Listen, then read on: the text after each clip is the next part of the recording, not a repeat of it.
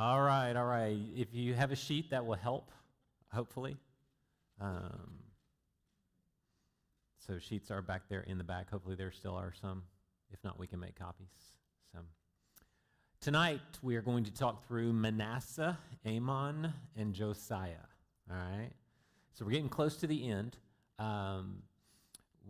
Next week will be our last week, and so then we'll take off through Christmas, let y'all get situated, New Year's and school and all that stuff. Probably come back, I want to say the 19th of January, just so we get past MLK, all that stuff. And so then we're situated and everybody's got their kind of rhythm, the rhythm for the semester. So, all right. Like I said, we're going to be in 2 Chronicles 33, but I will also be in and around 2 Kings 21 and forward. So, big thing I want you guys to start doing now is I want you to start making connections. All right, I want these stories. Most of you have been with us for a while. David and Angie, you guys are new with us, so y'all make sure y'all meet them. So they're in the back row people. All right, you have to. True back row. All right, that's all right. That's all right. After going through all of these kings, you should be able to connect at least one story or something to each of the kings. That's what I want for you. I want you to be able. It's almost like literature. I hate the way they teach literature in schools now because it's like, oh, that guy wrote it 3 years ago. It's a classic. I'm like, no, it's not. It's not even close. Because when you get out in society, people will refer to things like Oliver Twist or A Tale of Two Cities or some story that's it is a true classic, all right? And you need to be able to, if you hear King Asa, something should pop in your mind. That story of King Asa should pop in your mind.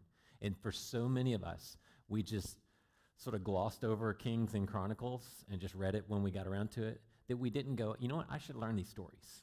Because if you know history, all right, if you know American history, if I say Abraham Lincoln, a story should come to your mind, all right? If I say Teddy Roosevelt, a story should come to your mind, all right? If I say James K. Polk, you're going, no story, all right? I get it, all right? And that's like those kings in Israel that lasted like 2 weeks. I get it, okay?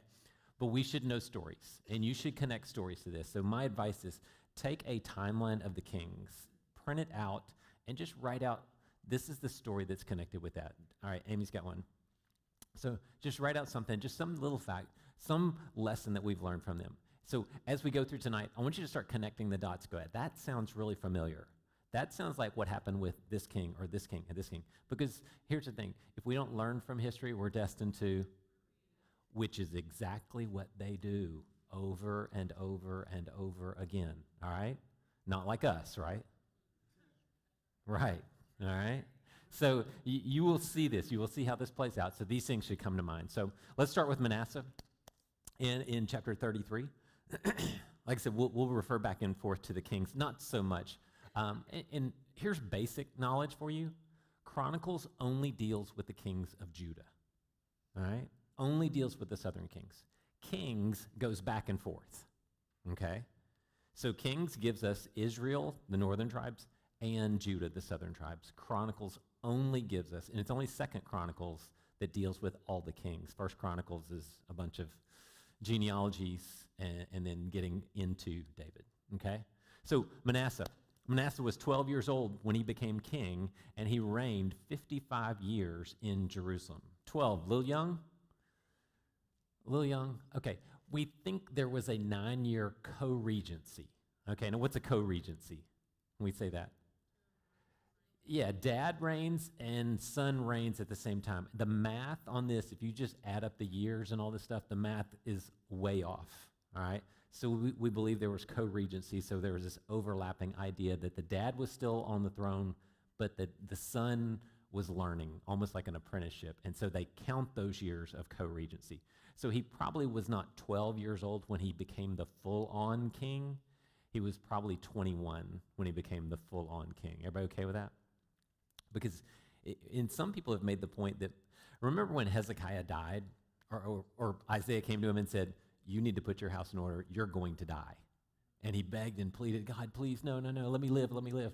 And Isaiah is told, all right, Isaiah, get back in there. Go tell him I'm going to give him 15 more years. Because he cried out to me, he was all this stuff. And so God gave him this 15 years bonus time. And some people try and make the argument that Manasseh was born during this bonus time. And he was such an evil, horrible king that God kind of like, it was almost a punishment that God was going to end his life before Manasseh was ever born. But yet he asked for more time. Manasseh was born during that time, and then Manasseh does evil for 55 years. But I would argue that the co-regency thing knocks out that theory completely, okay? I don't know why I told that story, just to confuse y'all and make y'all think about that. But anyway, I just want you to see the co-regency. All right, 12 years old, 55 years, longest king of any. All right, the very longest thing. Does it mean anything to you that one of the, if not the wickedest king in all of Israel and Judah's history reigned the longest? Is that okay? Because the karma idea would say what? Wicked king, how long should your reign be if you're a wicked king? Very short, all right? Because God should make you pay. But he reigns the longest of anybody. That should throw out all of your health, wealth, gospel, prosperity gospel. If you haven't thrown it out by reading Acts, you should probably throw it out at this point, okay? But he does. 2, he did what was evil in the Lord's sight. Does that sound familiar? It's like a lot of them, all the kings of Israel, all right? A little over half of the kings of Judah. Imitating, this is key, imitating the detestable practices of the nations that the Lord had dispossessed before the Israelites, okay? Now, a lot of people are defined as he was evil because he did the sins of Jeroboam, or he followed the sins of his father, okay, which his son is going to get that tag, all right? But he gets this tag of he imitated the detestable practices of the nations that were dispossessed before them, all right? So when Joshua rolls in, what does he find in Canaan? What does he find the Canaanites? The Canaanites are doing this, and they're doing this, and they're doing this. And a lot, I would argue that about a third of the law given to Moses was don't be like them. Create a distinction between you and them. One of the main things that people argue about today is the idea of tattoos, that you shouldn't have tattoos and you shouldn't have piercings. By no means do I think that was a just all-encompassing eternal standard of don't do that. I think it was the Canaanites have tattoos.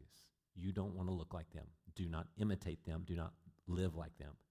The other things, you can go to Leviticus 18 and you can see all the sexual, don't have sex with this list of relatives.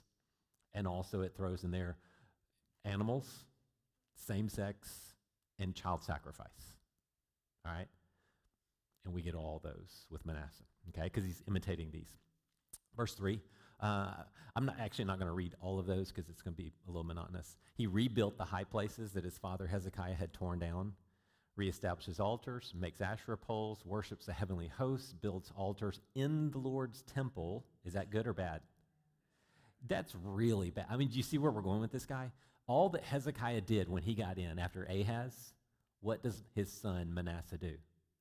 Puts it right back in. Remember how it took 2 months to clean out the temple after Ahaz? And what does Manasseh do? Just moves everything right back in, but worse, okay? You can keep going. Verse 6 talks about he passed his sons through the fire in the valley of Hinnom. If you've heard the word Gehenna, valley of Hinnom, same thing, okay? Everybody with me? So this is where the fire burns, all right? You burn things in the valley of Hinnom or Gehenna, okay? Practiced witchcraft, divination, sorcery, consulted mediums and spirits, did a great deal of evil in the Lord's sight, provoking him. And he's not done. Verse 7 keeps it going, all right? Sets up carved images in God's temple. Verse 9, so Manasseh caused Judah and the inhabitants of Jerusalem to stray so that they did worse evil than the nations the Lord had destroyed before the Israelites. And how long did he have to do that? 55 years. How corrosive of an effect can a king with 55 years be to a society? I mean, the damage is not just, we have 4-year terms for our presidents, all right? And they can do enough damage in 4 years, all right? Do not go in there, so don't tempt me, okay? Imagine 55 years. I mean, none of you are old enough to remember really FDR and just his legacy after, not 16, he didn't quite get 16 years, but long enough, 4 terms, elected to that 4th term. There was a reason we came back with the 22nd Amendment, all right? Because the damage can be done, it can be lingering. And so he goes through this. In the King's Version, it says, Manasseh also shed so much innocent blood. Translation what? Children, child sacrifice, okay? So much innocent blood that he filled Jerusalem with it from one end to another.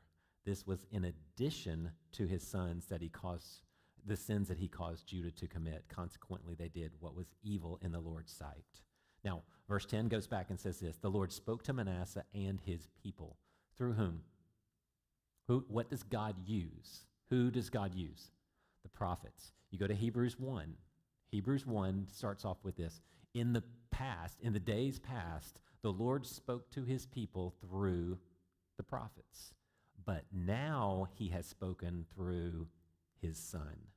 Okay, this is where Hebrews, probably written around 60 AD, it makes that distinction. In the past, he's used prophets, and he's spoken through prophets. All right, and the prophet's job is always to do what? Y'all should know this. To turn people back, and they always say, thus saith the Lord. All right, that's their line. In the Holman, this is the declaration of the Lord. Okay, it's thus saith the Lord. All right, simple thing. So the Lord spoke to Manasseh and his people. Now, in the Chronicles version, we do not have what he said. All right, because the next verse says what? Or the finish up 10 says what? But they didn't listen. All right, so the great question is, what did they say? Well, if you go to 2 Kings 21, you can see it. And I'll read it if you just want to hang out.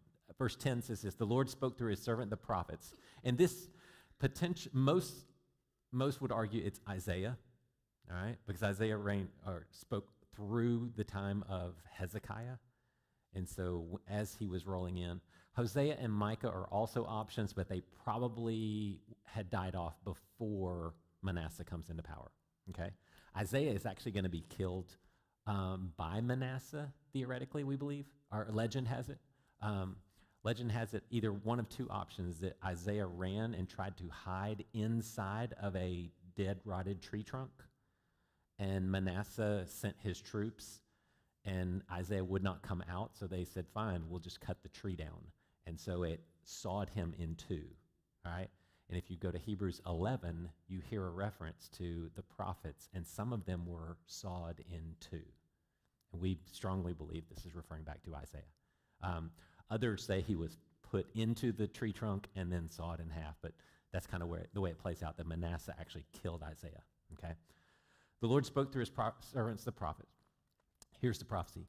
Since Manasseh, king of Judah, has committed all these detestable things, greater evil than the Amorites, Canaanites, same, who preceded him had done, and by means of his idols he has also caused Judah to sin.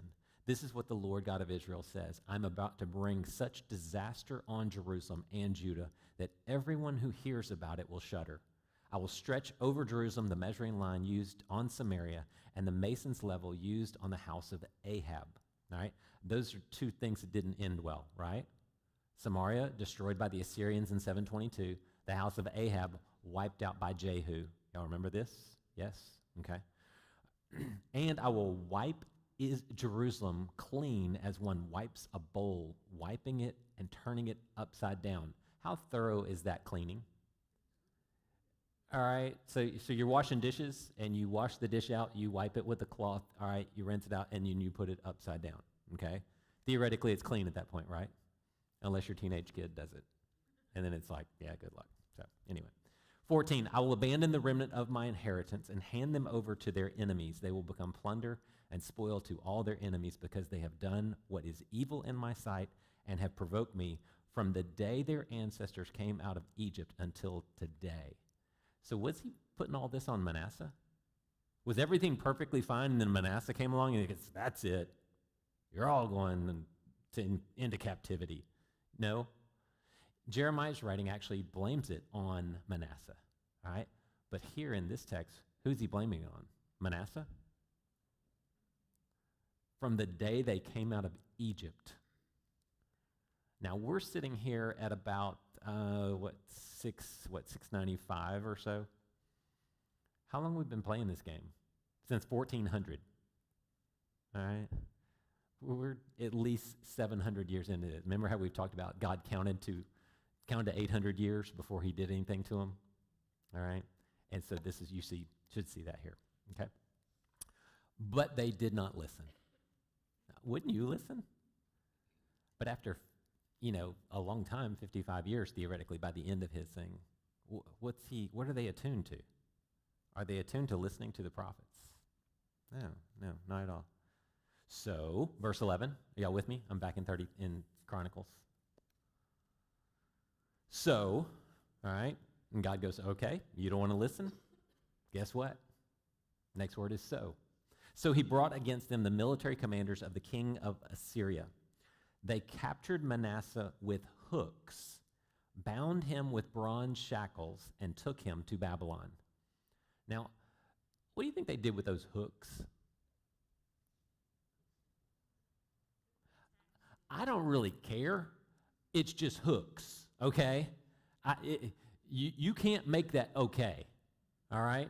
Now, a lot of people believe that they would pierce the nose and put the ring in the nose like the bull, and they would attach the shackle or the hook through that nose, that septum, and you would be dragged into captivity. Now, we're talking 600 miles through the desert to get to Babylon. Do you think God got Manasseh's attention? I gave you a warning. You didn't listen. All right? Assyrian commanders come down, put the ring through his nose or some hook of some fashion, bronze shackles, and drag you through the desert for 600 miles until you get to Babylon. Attention achieved? Are you thinking you want to build a new altar in the temple to some other god? No, all right? Clear as day at this point, right? All right, so 12, that was one verse. That was all it took, one verse. I'm out, all right? When he was in distress, all right? Now, this is the Hebrew word sarah. We get a word tribulation from this, trouble, all right? This means this is really bad, okay? He sought the favor of Yahweh, his God. Ironic? Yahweh, his God? It is now. It may not have been 5 minutes ago, but it is now. All right, 600 miles through the desert with a hook in your nose. That'll change your perspective. And earnestly humbled himself before the God of his ancestors. He prayed to him, so God, heard his petition and granted his request and brought him back to Jerusalem, to his kingdom. So Manasseh came to know that Yahweh is God. Pretty convincing. Anybody ever gotten convinced that God is in control? Anybody ever had to walk through that valley? Okay. So I'm saying, if you don't learn from the history, you're destined to repeat it. Okay. So what I love is this, and I've said this probably 100 times doing this whole study. What did God notice? That he humbled himself. Did anyone else notice? No. Does it matter if anyone else notices? No, because you'll probably get it wrong anyway, because you're assuming something that you cannot know. But God looks at his heart and said what? The Holy Spirit inspired the chronicle writer to write what? He earnestly humbled himself. Okay? Now, brings him back, so he came to know definitively, all right? After this, verse 14, he built the outer wall, he placed military commanders, removed the foreign gods, built the altar of the Lord, offered fellowship and drink and thank offerings on it. Then he told Judah to serve Yahweh, the God of Israel. However, the people still sacrificed at the high places, but only to Yahweh their God. So Manasseh, give me a 2-second version. Good, bad? really, really bad until God literally got his attention. And then he does what? He repents. Has the damage been done, though? Yeah. Manasseh, according to Jeremiah, Manasseh was the last straw. And it didn't matter what happened after him, he was going down. Judah was going down because God had had enough at this point. It was just a matter of time before God just lowered the boom on him, all right? But again, here's what I want you to remember. How did Manasseh end? Good? Bad? Good. Why? Because he earnestly humbled himself. And God always recognizes your attitude. God always recognizes your perspective to him. And I like to say humility is simply this, that you have a proper perspective on reality. And when that's in relation to God, like I always tell my boys, what does it mean to be humble? You know who you are, and you know God is way bigger than you. You figure that out, you'll be fine. All right? I even have my little thing on, my strong, courageous, and humble. All right? That's what I always told the boys. All right? In Holland, but you had different stories, though. She had Princess Blythe stories. All right. Okay. And then in 18, it says, the rest of the events of Manasseh's reign, along with his prayer to his God. What prayer? The one when he humbled himself. And the words of the seers, the ones who the prophets who gave the message, are written in the records of the Israel's kings. We don't really have this anymore. There is an apocryphal book. If any of you have grown up Catholic or been affiliated with something in that sort of realm, they have these books called the Apocrypha, all right? And they're clearly not biblical texts. They're sort of added. They're texts that just floated around about this time or something around there. But the Prayer of Manasseh is one of the books of the Apocrypha. So you can read it somewhere out there. So, all right. His son Amon is born. Amon did what was evil like Manasseh. Okay? And really, interesting point. The king's version of the story of Manasseh has none of this humility. It just goes, he was bad, he was horrible, then he died. Next. All right. But the Chronicles version does, because it deals much more intimately with the kings of Judah. Okay? So just put that in the back of your head. Amon comes in, he's 22 years old. He reigns for 2 years. All right? Why? Because God always destroys evil kings, right? And gives them short reign? No. But sometimes he does. All right? Did what was evil like his father Manasseh. All right? He abandoned the Lord. Essentially, Manasseh cleaned everything out, and he does what? Moves everything back in. All right? It's very similar to our political process of changing the White House. You know, it's like, okay, we got everything out. All right? 4 years later, let's move it all back in. Then let's move it all back out 4 years later. All right? Amon, his servants conspired against him and killed him. This is the only time we really have a clear-cut conspiracy coup situation in Judah. Joash was killed by conspirators, but it was after he had been pretty much mortally wounded in battle that his conspirators just came in and basically just finished him off. But this is the only time where we have this actual coup taking place. So we get the people installed Josiah as their king. All right? 34. Josiah was 8 years old when he became king and reigned 31 years in Jerusalem. He did what was right in the Lord's sight and walked in the ways of his ancestor David. He did not turn aside to the right or to the left.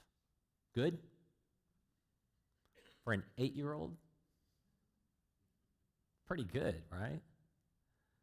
I mean, when he was 6, Manasseh died. So how much of Manasseh? We just don't know. We don't know when Manasseh was dragged off to Babylon. We just don't have a date on that. But his father, pretty evil. What do you think his officials around him were like? After 55 years of Manasseh, 2 years of Amon, where's the godly person leading this 8-year-old into wise decisions? You with me? Everybody hear my question? Where is he? 55 years plus 2 more years pretty much evil everywhere he looks. Where's the official that's guiding him? The description, what do you notice? He did what was right in the eyes of the Lord, just as his father David has done. Yeah, he gets a gold star. All right, who else gets a gold star? What are other kings that get the David? Say it loud. Nope. Jehoshaphat. Jehoshaphat gets it in Chronicles, but not in Kings. Interesting. Asa gets it in Kings, but not in Chronicles, if I got that right. I may have to look at that. But Asa and Jehoshaphat, they get it in either Kings or Chronicles. I forget which one. The other one, the third one, there's 4 total, with including Josiah. Come on, who is it? Who's the best king? No. Solomon? No. Hezekiah. There you go. All right. So we get this, Hezekiah jumps in the middle of that, has this horrible kid, all right, and then it's weird how they turn, that they just come out much better. Asa's dad was evil, but yet he turned out fine. Jehoshaphat, kind of the only one that follows king to king as far as being like David. Did not turn aside to the right or to the left, all right? That's good. No one else gets that one. That's a unique characteristic. Everybody else had their moments, right? Asa did great, and then he did horrible. Jehoshaphat was awesome, but what? He was dumb as a brick because he kept hanging out with the wrong people, okay? Hezekiah does great, and then at the end of his reign, what does he do? Starts showing off everybody how great he was and how powerful he was, all right? Josiah is the one that doesn't turn to the right or to the left and never, ever has any real significant failure whatsoever, okay? Verse 3, in the 8th year of his reign, while he was still a youth, this is something you want to kind of mark down, because this, the Rosetta Stone was an important thing in history, correct? Why? Because the Rosetta Stone allowed us to do what? Compare languages and to figure out and decipher other languages, and now it's like it opened up a whole world, okay? Now, there's a very important word here. This word youth is the Hebrew word na'ar, okay? And it's used, I think it's like 500 times in Hebrew. But we never have an idea of exactly how old this person is, because it's used from anything from a newborn all the way through like when David kills Goliath. That's a na'ar, okay? And so it's sort of this vague term, but then all of a sudden right here we get he's 8 years old, and in his 8th year, he's still a na'ar, so 16 we know still qualifies, okay? Now, it also is going to refer to him in the 12th year. In the 8th year, he's still a youth. In the 12th year, it's implied he's no longer a youth, okay? So we get kind of a Rosetta Stone moment there of what does that actually mean to be a na'ar, a youth, okay? Just nerdy stuff that people like me have way too much time on our hands to do, all right? So in the 8th year, how old is he? 16, okay. So did he, and it drives me crazy. A lot of people look at Josiah and go, he was 8 years old and he was the godliest king ever. I'm like, I don't think it was all that godly when he was 8. I'm just saying. I mean, some of y'all teach 8-year-olds. Yeah, Megan, you teach 8-year-olds. I mean, you know that there's a limited amount of godliness there, okay?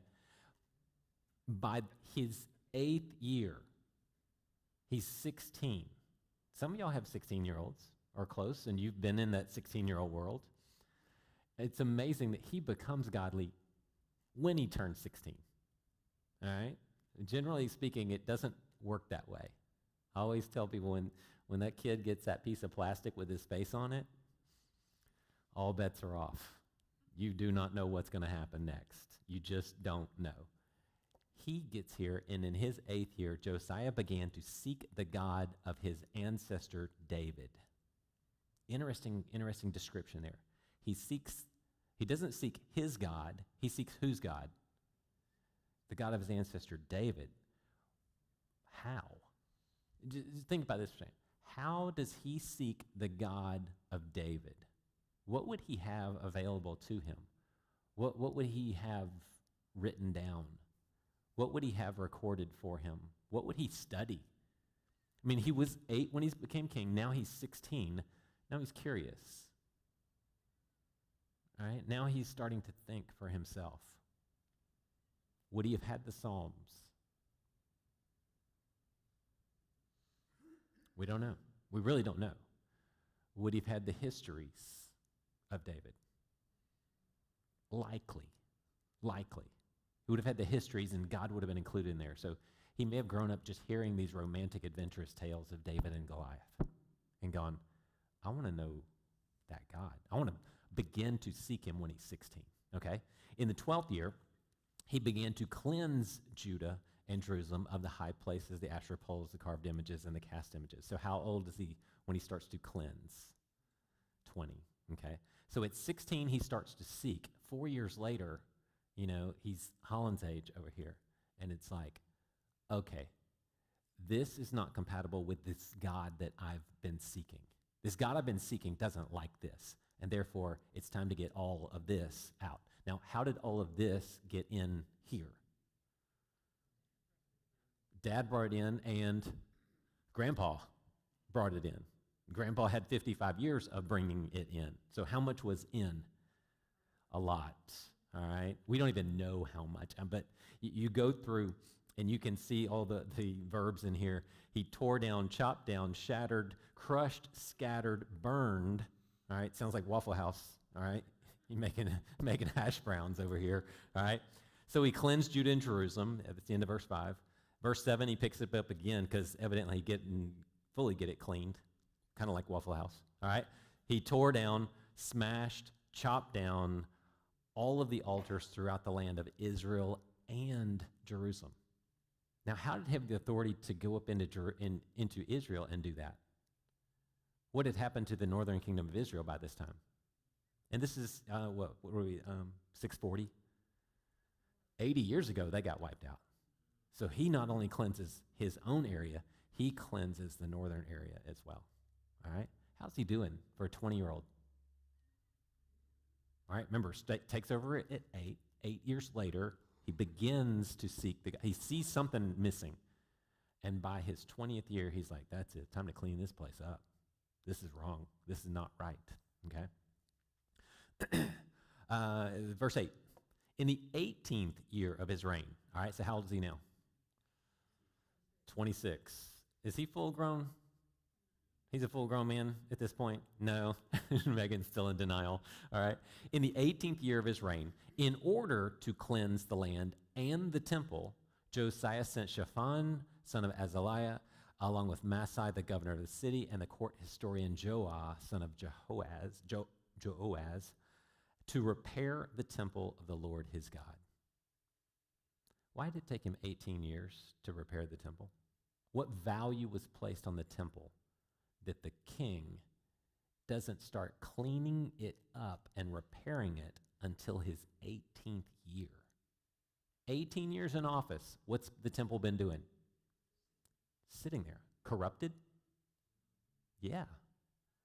For 18 years. So, like I said, a lot of people throw out Josiah and they go, he was 8 years old and he started cleaning everything up. I'm like, no. He was 8 years old and he just did what he was told to do. 16, he starts to seek the Lord.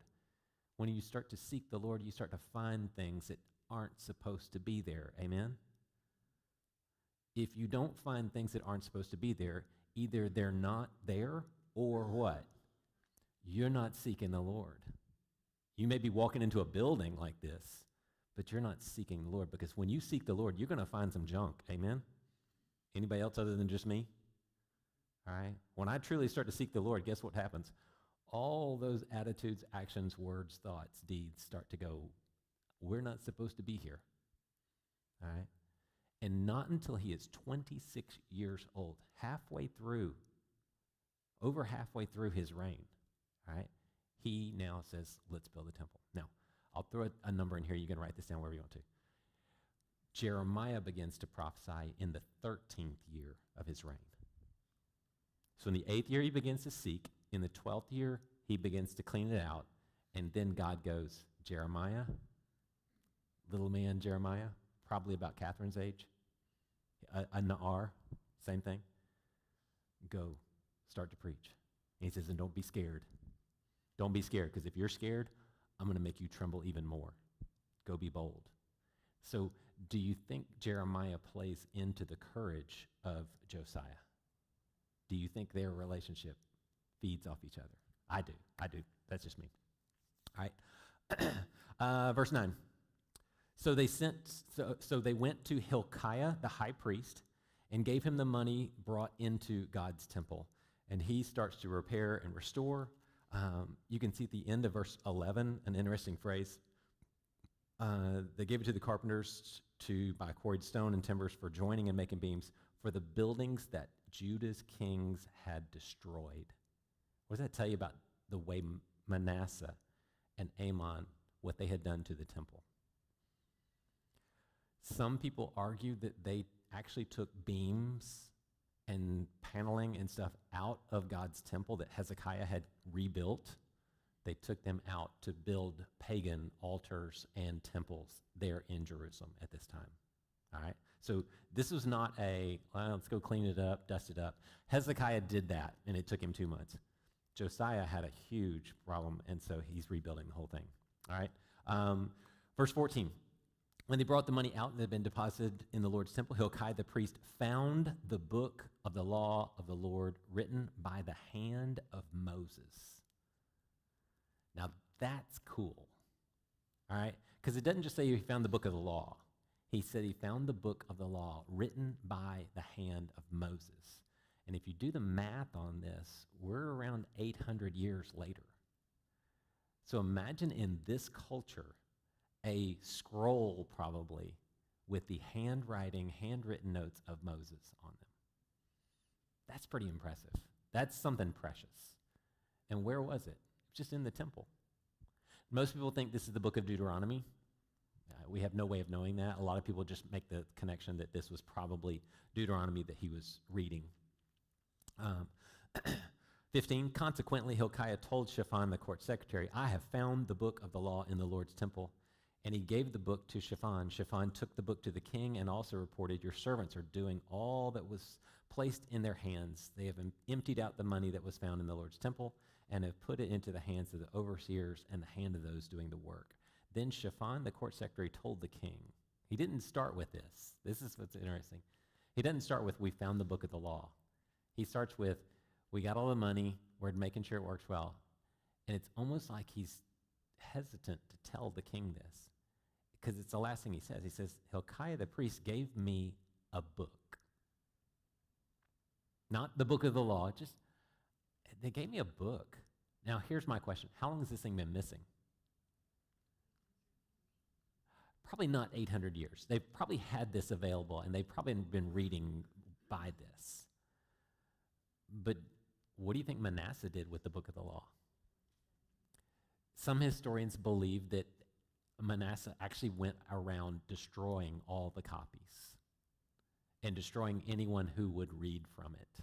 All right? I mean, he kills off Isaiah, probably. All right? Amon surely doesn't do anything with it. And now we're 18 years into the reign of Josiah, and they've found the book. And Shaphan read from it in the presence of the king. Verse 19, when the king heard the words of the law, he tore his clothes. Why? Why? We don't get any indication from the text as to why. Why does Josiah tear his royal robes, his clothes, when the book of the law is read to him? Did he realize, is he just in awe of the word? All right? Why would he, what does it mean to tear your clothes? When do you tear your clothes? When you're wrestling? All right? No. What? When it's a sign of mourning, isn't it? All right? It's a sign of grief, profound grief. It's not, oh, I'm a little sad. I think so. He realizes what they've been doing and what they should have been doing. And so when you hold that up, when someone reads to you, here's how you should be behaving, all right? So if somebody read that to you at the end of your college years, go, this is what a Christian college student would do. And you sit there and you hear it and you go, that's not what I did. And he tore his clothes. He was grieving, all right? Now, who's going to notice what he does. Everybody. But everybody doesn't know what's in the heart. Who's going to notice what Josiah does in this moment when he's confronted with, here's the will of God written out for you, and you guys have totally failed on this. And he tears his clothes because he's in so much grief. The people will notice what? That he tore his clothes, and they will draw the deduction, what? He's grieving. What is God going to notice? It's hard. All right? Remember, Matthew Henry says the greatest folly is hypocrisy in religion. You can't fool God. You can't trick God. All right? So he tears his clothes. Remember that. We'll come back to that in a second. Then he commanded Hilkiah, Ahikam, Abdon, Shaphan, and Asaiah, go ask Yahweh, all right, for me and for those remaining in Israel and Judah concerning the words of the book that was found. For great is the Lord's wrath. For great is the Lord's wrath that is poured out on us because our fathers have not kept the word of the Lord in order to do everything written in this book. You see what he did? He saw this and he saw this and he went, this ain't this. All right, go ask Yahweh. Go inquire of Yahweh. What should we do? What's going on here? So Hilkiah and those the king designated went to the prophetess Huldah. Now, that is not a misprint. The greatest moment, probably in the history of Judah, the book has been found. We need to know what God has to say about this in this moment. This is a profound moment. Everybody agree? And so the high priest of the nation of Judah says, where should we go? Shouldn't it be the high priest that deciphers this? But he's still shocked. Hey, I can't believe I found the book. So they said, we've got to go to somebody who can interpret this and teach us this and explain this to us. So they go to whom? Huldah, the prophetess. Described as how? The wife, where is it? The wife of Shallum, son of Tokhath, son of Hasrah, keeper of the wardrobe. It's the wife of the guy that keeps all the clothes clean. Where are the men? For anyone who thinks the Bible is misogynistic and it's just women are just property and they're not one of the most, if not the most profound moment in the history of Israel, and to whom do they turn? A woman. When Paul writes the greatest letter ever composed in the history of the world and sends it to the Romans, who carries it? The deaconess Phoebe. Don't tell me the Bible is misogynistic. When the women come to the tomb on Easter Sunday, who does Jesus appear to first? Don't tell me the Bible is misogynistic. And this woman just rocks it out, all right? So she said to them, she doesn't say, well, I should defer to my husband. No. She goes, this is what the Lord told me. This is what Yahweh, the God of Israel, says. Say to the man who sent you to me. Who's she talking about? Go tell the king, this is what I have interpreted from what God has told me. That's pretty bold right there. I just like that. This is what Yahweh says. I'm about to bring disaster on this place and on its inhabitants, fulfilling all the curses written in the book that they read in the presence of the king of Judah. That's our clue that this is Deuteronomy. Because you go to Deuteronomy 28, and you see that, we talked about it Sunday, the blessing and the cursing. You obey, you get blessing. You disobey, you get cursing, all right? This is a verse you don't write on the VBS t-shirt, all right? Just as it pleased me to bless you, so it will please me to curse you and destroy you. We don't write that on VBS anything. You don't see that in Hobby Lobby, do you? All right? You put that in your kid's bedroom, all right? I will destroy you. It will not make me mad, all right?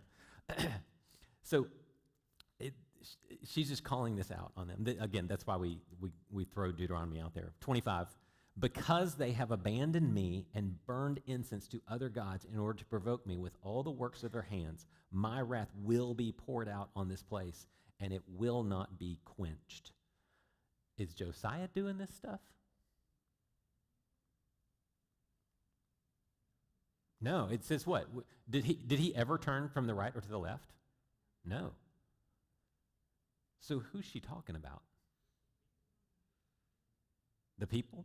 The people are doing all these wrong things? How about the kings and everybody else since they left Egypt until today? Specifically, Jeremiah says, Manasseh, because of Manasseh, I'm going to do all these things. Okay? So again, it's one of those things, it was the last straw, and God just hadn't pulled the trigger yet. All right?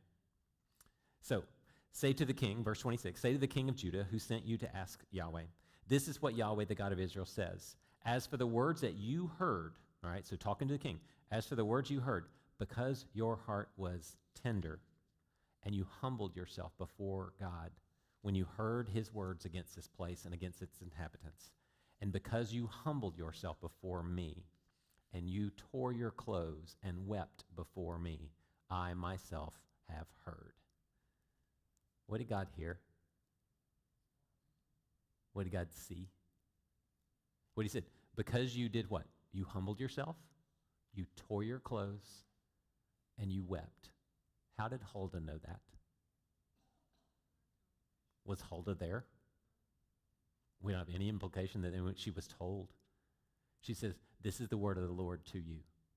Because you humbled yourself, this is God speaking to Huldah, speaking to the people who are going to go back and tell Josiah.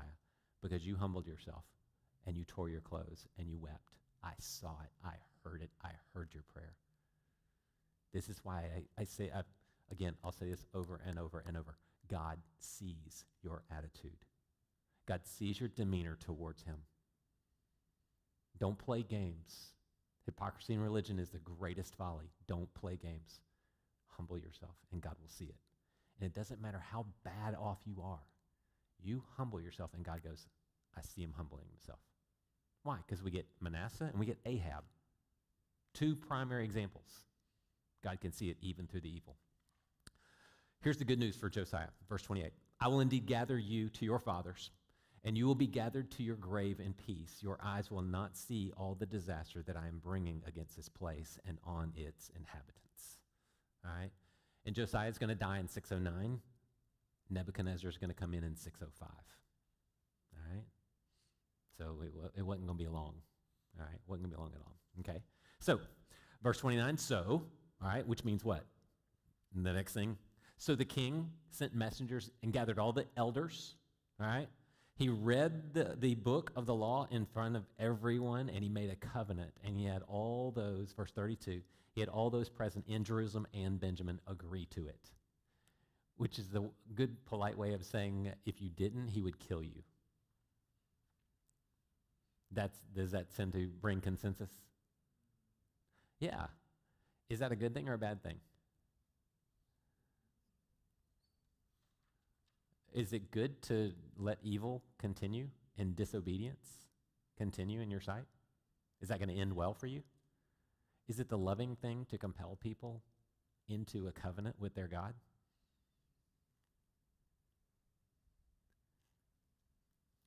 It's a hard question. What's going to be the consequence of those who don't do that? They're going to be destroyed eventually, right? There's several times in the Old Testament where God says, the people that are doing this, you need to kill them and do not have pity on them. Why? Because when you have pity on somebody who's doing something wrong, what happens? It's corrosive. And God says, do not have pity. Now Jesus comes along and they bring her a woman caught in adultery, and what does he do? He has pity on them. Why? Because about 6 months later, he was going to be the one who died, not her.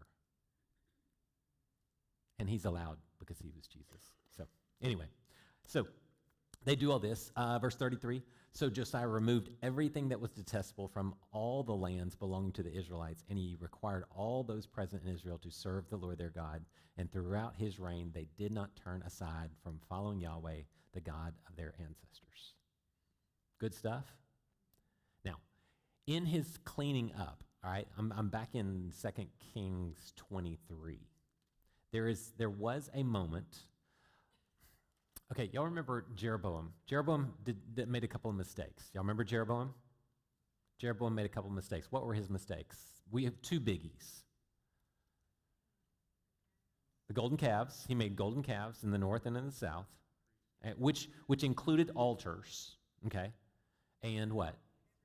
Everybody gets to be a priest, okay? That were his two big sins, the sins of Jeroboam. You see that all throughout the Old Testament with all the kings of Israel. They followed the sins of Jeroboam. They followed the sins of Jeroboam. They followed them. And we're not sure, and actually it's interchangeable between these two. The altar or the golden calf set up in Bethel. The altar was there, and a man of God during this reign of Jeroboam, which is 300 years earlier, this man of God comes out of nowhere and goes, that's wrong, and you know it's wrong, and you shouldn't have done that, and this altar should not be here. And he says, and as a sign that this should not be here, this altar is about to break in half, and all the ashes are going to be poured out. All right, so imagine just your altar just breaks in half all of a sudden, and all the ashes pour out. It's like, oh no, what do we do? All right, and it happens. And he says, know this. He even prophesies to the altar. He says, altar, altar, a son will be born to the house of David named Josiah. In case you're wondering, if I need to be more specific, a son of David will be born. His name's going to be Josiah. It's going to be 300 years from now, all right? And he will sacrifice on you, the priests, not the offerings, the priests of the high places who are burning incense on you, and human bones will be burned on you, altar. And 300 years later, guess what this man born of David named Josiah does? He kills the priests at Bethel, burns them on the altar, and then starts looking around for, show me the tombs of all the priests that have preceded these.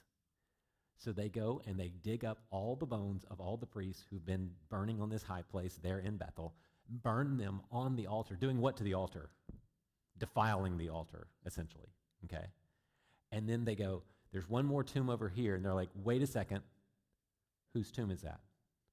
That was the man of God who prophesied that you, Josiah, would do this and burn these. He goes, leave that one alone. So he fulfills this prophecy from 300 years earlier. That's in the King's account. So if you want to see that, it's 2 Kings 23, 4 through 20. And then 1 Kings 13, 2 is the other one. So, all right.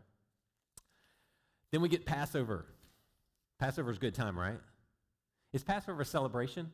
Is it a somber celebration? A really exciting thing, or what? How would you describe the mood of Passover? You go sad? Why sad, Jeannie? The Egyptians? Yeah, you're mourning for the Egyptians? You're mourning for the bad guys? Anybody? I'm with you. No, it would be a devastating thing. Can you imagine the cries that were heard that morning as the Israelites are walking out? Imagine the grief all across Egypt. All right, it would be devastating. But for the Israelites, good thing, bad thing? Good thing. We've been enslaved for, I argue, 80-something years, okay? And now we're leaving and we're going back. We're going to the promised land that God promised Abraham, Isaac, and Jacob, right? And we're out of here. So is this a celebration of yay, good, or is it a somber for the nation of what would you compare it to July 4th? That's what a lot of people do. July 4th, freedom, independence, that kind of thing. All right, we don't really celebrate Yorktown Day where we actually won the war, all right? But July 4th, kind of this idea of freedom. We're now free. We've been set free. God has set us free. He has saved us from our oppression, all this stuff. So the mood of Passover should be pretty strong, okay? Now, do you think they've been celebrating Passover for the last however many years? 55 plus 2 plus 18 up to this point. No, I mean, we don't even have the book of the law. What have they been celebrating? I mean, they've been worshiping all sorts of everything. The temple has been destroyed, basically, and has to be rebuilt in the 18th year. All right? Are they celebrating Passover? No. They're going to celebrate this year, though. All right? And you can see, I won't get into all the text, but you can see chapter 35 describes all that was done there and just the bigness of all of this. In verse 18, in 35:18, it says, "No Passover had been observed like it in Israel since the days of Samuel the prophet." How far we got to go back to get to Samuel? Samuel precedes all the kings. None of the kings celebrated Passover like this. It was in the days prior to Saul. Saul was 1050. So prior to 1050, and we're now in 609, 610, somewhere in there, something like that. All right? It's been a long time. What does that tell you about this celebration? Hezekiah does it, and they say this hasn't been celebrated since the days of Solomon. How big were Solomon's Passover celebrations? I mean, it's like that old show. I remember that show that kids' birthday parties, some parents dropping $75,000 on their 11-year-old's birthday party. But Solomon had the money, so it was no big deal for him. And Hezekiah's celebration was compared to Solomon's. Now his leapfrogs Solomon and goes all the way back to Samuel. Again, is it about the ornate nature of the celebration or the heart of that celebration? See the difference there? That's what I like, all right?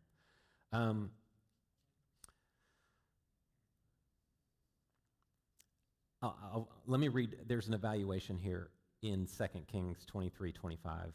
It says, "Before him there was no king like him who turned to the Lord with all his mind, with all his heart, and with all his strength, according to all the law of Moses. And no one like him arose after him," which we'll see. The rest of them are just garbage. All of his sons are garbage, right? In spite of all that, the Lord did not turn from the fury of his great burning anger, which burned against Judah because of all that Manasseh had provoked him with. All right? So let's kill off poor Josiah. It's a horrible death. He shouldn't have died. He was still young. He was a young buck. He was still 39 years old when he dies. After all this, Josiah had prepared for the temple. Necho, king of Egypt, marched up to fight at Carchemish by the Euphrates, and Josiah went out to confront him for some reason. We just don't know. But Necho sent messengers to him, saying, "What is this issue between you and me, king of Judah? I have not come against you today, but I am fighting another dynasty. God told me to hurry. Stop opposing God who is with me. Don't make him destroy you. Don't make him, God, destroy you." But Josiah did not turn away from him. Instead, in order to fight with him, he disguised himself. He did not listen to Necho's words from the mouth of God, but went to the valley of Megiddo, Armageddon, to fight. And an archer pulls a bow, pulls the arrow back, and shoots him and kills him right there on the side. All right? Interesting question. Was this disobedience, or was just simply the sovereignty of God getting this godly king that he promised he would not give over to the Babylonians off the scene? He never turned to the right or to the left. That's the key verse there. So was this sort of sovereignty in play? I'm going to lean that direction. All right. Verse 26, I love this. "The rest of the events of Josiah's reign, along with his deeds of faithful love." This is our word hesed. We use this word a lot around here. This love that you could never imagine earning or deserving. That's the way he lived his life. That was the definition of his reign right there. And I always love this. God gave them one more godly king. Manasseh was the last straw, but God gave them one more godly king.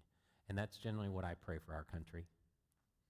I know the Bible well enough to know this is all going to go downhill really fast. And I know God is going to bring his wrath on this world because we deserve it. But I always pray, God, give us one more godly Josiah. Just give us a glimpse of what it could be. I want my kids to grow up in a reign defined by hesed, faithful love, like Josiah did. So, great king, great king. If you have a hero, Josiah should be one of your biblical heroes. Should be. All right? Name your kids that. Name your grandkids that. Name your granddaughter that. People think it's cool. I don't know. Rex does have a son named Josiah. So, all right. Don't name your kids Jonah. I never understood that. I know. I always worry about that. So anyway, any questions? Let me pray first and we'll go. Father, thank you for just letting us see the progression of Josiah. I just wonder if there was somebody that had humbled themselves before you. Maybe somebody just in the remnant of Manasseh's repentance and turning to you that had Josiah's ear and was able to speak beauty and truth and love and grace and mercy into him as a young child. Father, I pray that we would be the people who speak faithful love into people whose lives would then be defined by faithful love, this hesed love that you are so beautifully good at giving and demonstrating to us. Father, I thank you for just our passages tonight. I thank you for the truth and the meaning that we can glean from them. I thank you for these disciples who continue to come out because they just have a hunger to know your word, to hunger for righteousness. And God, I know you will bless them with that. I know you will reward them for the time they spend here tonight. I pray that you always be with our church. May we do beautiful things in this neighborhood. And I pray all this in Jesus' name. Amen.